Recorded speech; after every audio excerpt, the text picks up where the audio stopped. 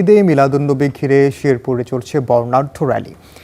এ নিয়ে আরও জানাতে যুক্ত হচ্ছেন সহকর্মী মোরাদ হোসেন। যাব তার কাছে। মোরাদ, র্যালির কি অবস্থা আমাদের জানাবেন, যে কোন জায়গা থেকে শুরু হয়ে কখন শুরু হয়েছে এবং এটি কোথায় শেষ হবে, আর কি কি ধরনের আয়োজন রাখা হয়েছে আজ? সাল্লাল্লাহু আলাইহি সাল্লামের জন্মদিন উপলক্ষে আজকে কিন্তু শেরপুরের ঝিনাইগাতি উপজেলায় বিশাল এক র্যালি নবীপ্রেমী ভাইয়েরা অনুষ্ঠিত করছে। আমরা দেখছি যে সকাল থেকে শিশুরা এবং কি বয়স্ক এবং কি বৃদ্ধরা সহ সকলেই কিন্তু এই র্যালিতে যোগদান করেছে।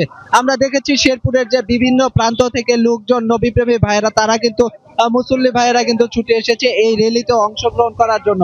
শুধু এবারই নয়, প্রতি বছরই শেরপুরের এই ঝিনাইগাতি উপজেলায় এই ঈদে মিলাদুন্নবী উপলক্ষে রাসূল পাক সাল্লাল্লাহু আলাইহি সাল্লামের জন্মদিনের উদযাপনের অংশ হিসেবে কিন্তু এই র্যালিটি প্রতি বছর এই ঝিনাইগাতিতে অনুষ্ঠিত হয়ে থাকে।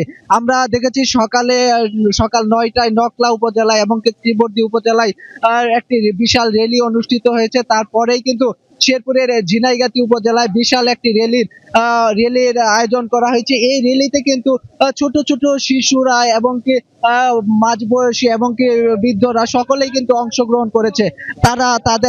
তারা হাতে বিভিন্ন প্লে কার্ড সহ কিন্তু এই র্যালিতে অংশগ্রহণ করেছে। আমরা দেখেছি সকাল থেকেই কিন্তু তারা বিভিন্ন আয়োজনের মধ্য থেকে এই র্যালিতে অংশগ্রহণ করেছে। এই মুহূর্তে এই ছিল শেরপুরের ঝিনাইগাতি উপজেলার ঈদে মিলাদুন্নবী উপলক্ষে র্যালির সর্বশেষ। মোরাদ, আপনাকে অসংখ্য ধন্যবাদ।